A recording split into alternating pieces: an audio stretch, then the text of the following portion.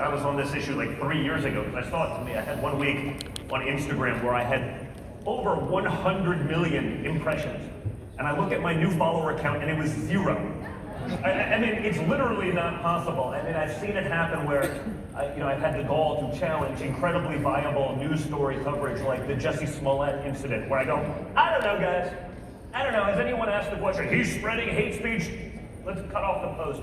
So I've just seen it, and what's great, and what these guys have done so well, both Josh in the Senate and Kevin in the House, is brought the issue forward for conservatives, because many conservatives have not even realized that with our base across the country, this is probably a top 3 issue, but we were so trapped in sort of well, it's free market. Well, it's not free market. It's not free market because they're getting so many benefits and protection from liability from the federal government that they cannot discriminate the way they have so flagrantly against conservatives and anyone on our side.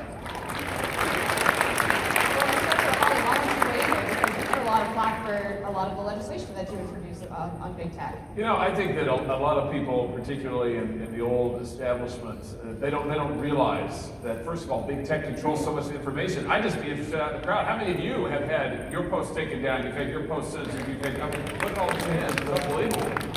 So we've got to get to a place where we say, listen, we want to be treated fairly. Conservatives shouldn't be shut out of the marketplace of ideas. We shouldn't be shut down. Live action should not be taken off of Facebook, censored on Twitter, pro-life voices. We've got to make sure that we get the fair treatment everybody else does. So here, my proposal is really simple. I think it's as simple as this. If Facebook and Twitter and Google, if they are not going to give conservatives the same treatment as liberals, if they're going to discriminate on the basis of political speech, then they shouldn't be getting special deals from government. It's just that simple. They should not be getting special deals. This is really a marketplace of ideas at this point. Leader McCarthy, we see a huge monopoly among these big tech companies to the point where they are literally controlling what people see and hear every single day. The left claims that they want to break up the monopolies, but in reality, it seems like a lot of their proposals actually give more power to the big tech companies. They're making utilities. And the real challenge here, 90% of every search goes through Google. You know what Google did with Wikipedia 2 weeks before the last election in California? If you looked up the Republican Party, it said our ideology was Nazism. Do you see what Twitter is doing? This is where Dawn has been wonderful, and Ollie. We brought in, when we were in the majority, a lot of these CEOs. So I brought in Jack from Twitter, who said there was no shadow banning. You know what he said the day before he had to stand before the committee? Oh yeah, that was a mistake. We did shadow ban. And you see what recently was leaked by Twitter, what they're going to do next? And they utilized one of my tweets for it. They're going to allow liberal activists to determine whether yours is harmful or not. It's like China's social scoring. So they took an article I put up from the Federalist. They allowed these liberal activists to say this was harmful and wrong. Because you know why? We called out the whistleblower. Somehow that was wrong. And they're letting these socialist ideas be able to control what we're doing. And that's what's wrong. If they control so much of the market, and they say it's just an algorithm, a human writes the algorithm. They control so much of what we're doing. And how many of us remember what happened the day after the election, that big Google meeting where they're all crying, where they tried so hard to defeat the president and it didn't work? Think about, if they will do this to our speech, what are they doing about our privacy? That's more important. Just on Kevin's point about Google, let's remember the less coziness with these big tech companies. Google basically ran the Obama administration. Facebook gave the Obama administration special deals, gave the Obama campaign special access. So when the left goes out there and says, we don't like big tech, really, because you've benefited from big tech. You've gotten rich off of big tech. You've gotten special treatment from big tech. And now we don't have a real marketplace because these big tech companies, who are all liberals, putting a thumb on the scale against Donald Trump, all of these companies get special deals from government, and that means that there isn't real free competition, and that's the problem. Well, and it's also beyond social media. So many people talk about that because they're interacting with it so much every day, but you see it with Google and Gmail. Do yourselves a favor. Subscribe to the email list of some of the crazy leftists right now. Subscribe to the Trump and some of the conservative side, and check your junk mailbox. See which side is going where. You know, the inboxing, where they're literally saying, okay, it's coming from Trump, it's going to your junk mail, you're going to filter it out, you're not going to see it. They're doing it there. So the problem is the bias and the censorship is going so much further than just the social media platforms. It's going into your everyday life. And this is what they're going to keep doing. You see it getting worse and worse. And I've been saying this it's a dry run for 2020. How much of that message can we eliminate? How much damage can we do to their ability to fundraise, to give the other side an advantage? We're not asking for favoritism. You know, trust me, I'll take these guys on one-on-one on any of these issues, and we will win. But we're not getting that. And the reality is, with a mainstream media complex, a multi-billion-dollar enterprise that's also decided to be the marketing wing of the far left, it's not an easy hurdle to overcome, even if the facts are entirely on our side. Well, I'm glad you brought up the media, and I'd like you all to speak to this a bit more, because we now have so-called journalists who are calling for censorship on social media platforms. It's absolutely wild. I've never seen anything like it, where people will claim that a political ad is misinformation because it has a meme in it. I mean, what is going on? We need more speech, not less. And they're not all the same. Now I'm the first one that brings all these CEOs and criticize all of them, but I'm going to give one person praise. One thing that Zuckerberg has done and the others have attacked, he has said we need free speech. And watch what the liberals are doing and watch how they're going after him. Why? Because Donald Trump was able to use Facebook better than the Democrats, and he got the message to all of us for us to collectively vote. So we need to, when someone does something right, stand up for it. But what's more importantly, when you think of your privacy, what they're able to do, we should think of this like private property. If they're going to make money off what they know about us, we should get a piece of that. We should be able to delete it, and we should be able to move it to a different platform if we want to. Our knowledge is about us is ours.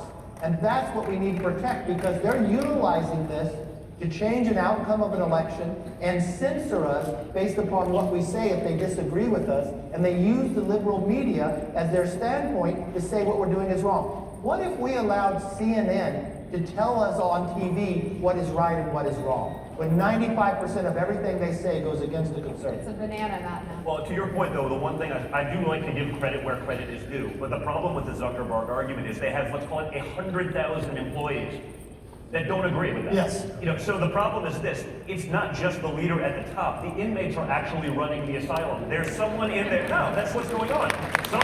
He's not looking at algorithms. He's not, typing code at this point. He's running the system. So even if he agrees, if those 25,000 people below him in charge disagree, guess what? They're going to do what they want. And one little character in there, one little subtle manipulation can mean so much that there has to be actual, guidance from the top to make sure that isn't happening. And while he may believe it, I don't know that it's actually translating down to the lower levels of employment. This reminds me, Don, so Mark Zuckerberg has been on Capitol Hill, and he does these tours, and he came to see me. I said, sure, I'll sit down. He came to see me, and he said to me, we're talking about Live Action, pro-life group, who Facebook had prevented from distributing their videos. And I said to him, you discriminated against Live Action. You treated them wrongly. He admitted to me. He said, you know what, Josh?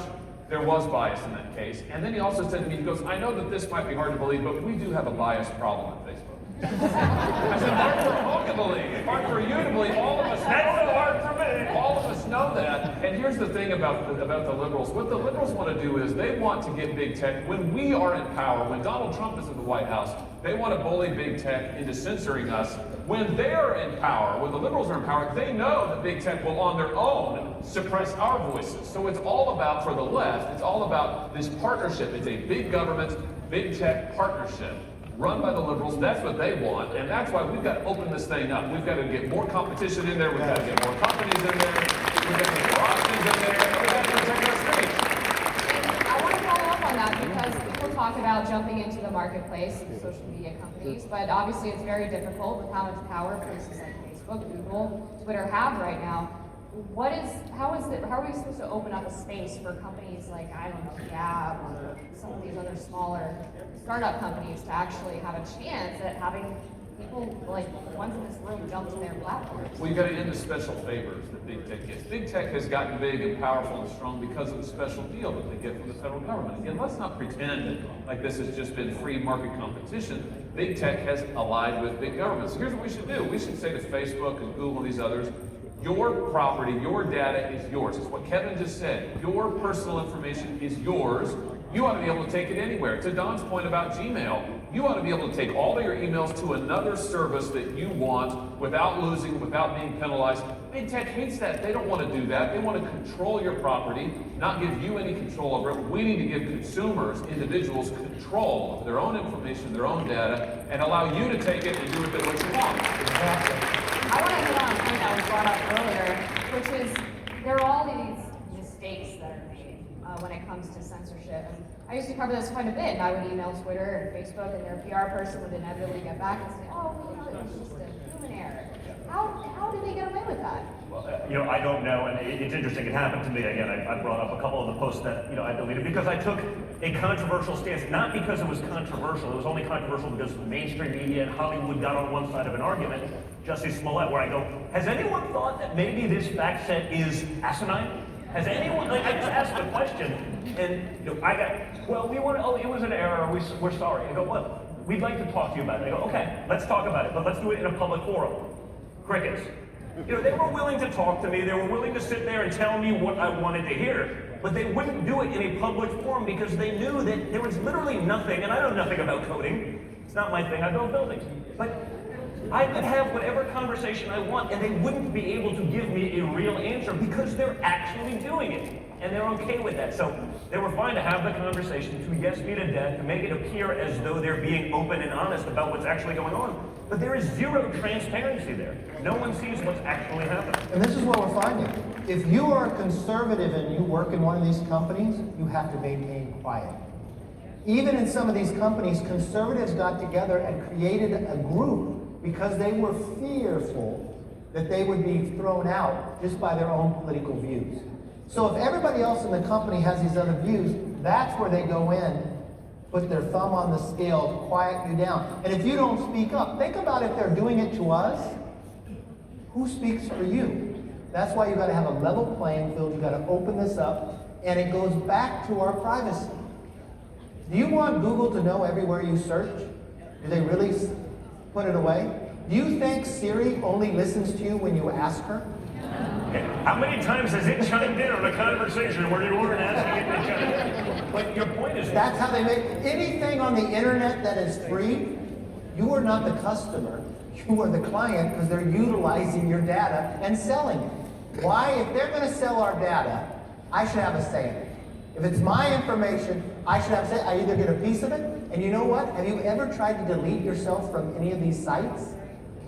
I should be able to delete it, and I should be able to move it. If we do that, we would open it up to new competition, and you know what? Someone might care about who we are and cater to us. well, and your point, I think, is a really important one because what you said was, if they can do it to us, who can't they do it to? Right? I mean, I've done that. I did a big example where I literally searched my handle a couple of months ago on Instagram. Now, I happened to share the name of the President of the United States.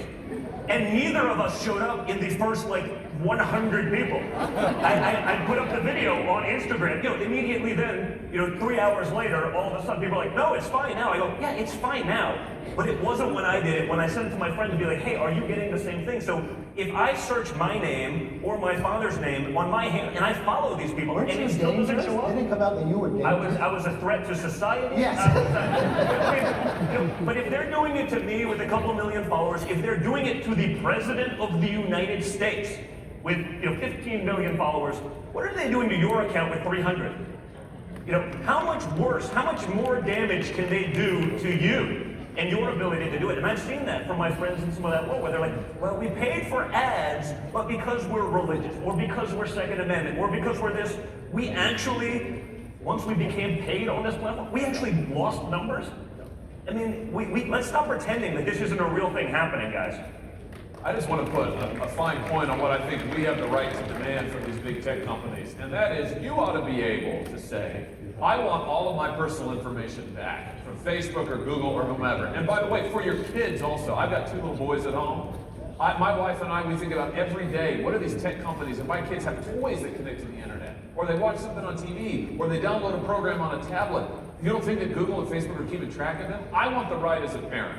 And you deserve the right to say, I want my kids' data back. I want it deleted. I want to control it. I want to raise my own kids, not big tech. And to Don's point, my view is simple on this. Listen, if we get discriminated against, if you get suppressed on Twitter or Facebook, if Don gets suppressed on Twitter or Facebook, any of us, we ought to be able to sue them. I mean, we ought to be able to say, we have rights here. We ought to be able to say, why are you doing that? Those are rights we should expect to have. Let's talk a bit about China, because we've seen how the coronavirus has an impact on our medical supply chain.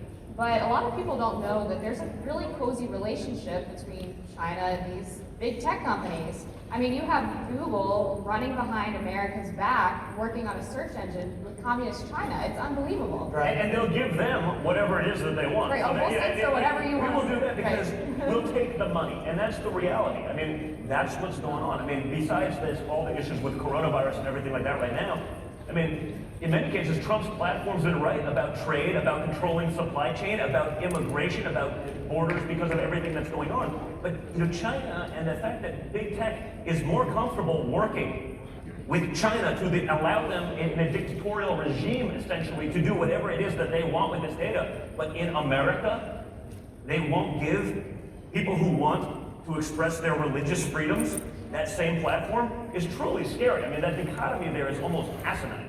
Remember when Google started, they had this motto. What was it? Don't do evil or don't be evil? Did you realize they took that away a couple years ago? Well, Kevin, you know, a few $1 billion will do that. You know, be evil to a point. Once you put a B in front of it, you know, maybe we will loosen our standards a little bit. But what they are doing with China, do you know in China, if you were a citizen of China and you want to buy an airline ticket or a train ticket, you could have the money, you could go to the stand, and what they say is, well, let's first look at your social score. Everybody has a social score. It's what you said and what government thinks is right or wrong. That's what they're trading everybody else.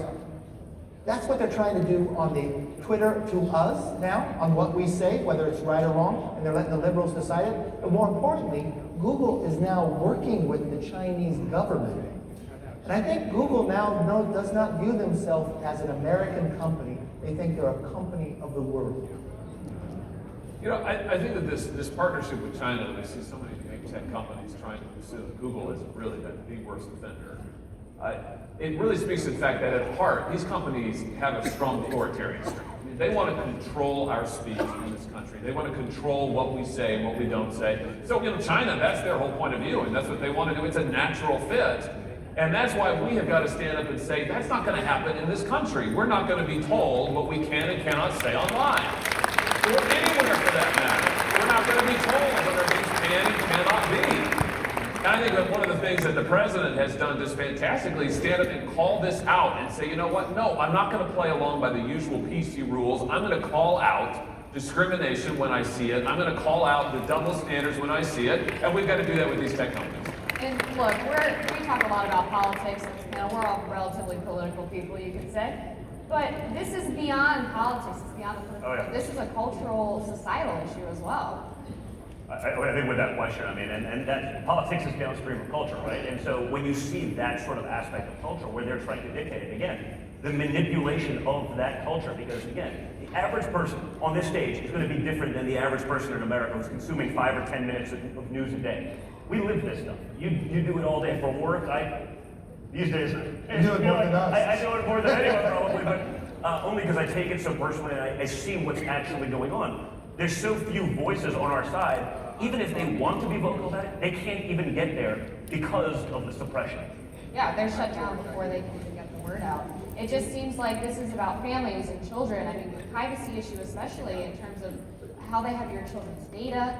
It's unbelievable. Well, this, you know, again, this goes back to, I take the view that parents ought to be able to raise their kids, not big tech. I mean, maybe that seems strange. I don't know, it seems strange to liberals, I guess, but as a father of small children, it just is so important that we give families, that we give individuals control over their own information, that you get to decide what your kids see, you get to decide who has your kids' information, and again, you get to decide how you speak and who hears what you speak, and I think that's just a bedrock American principle.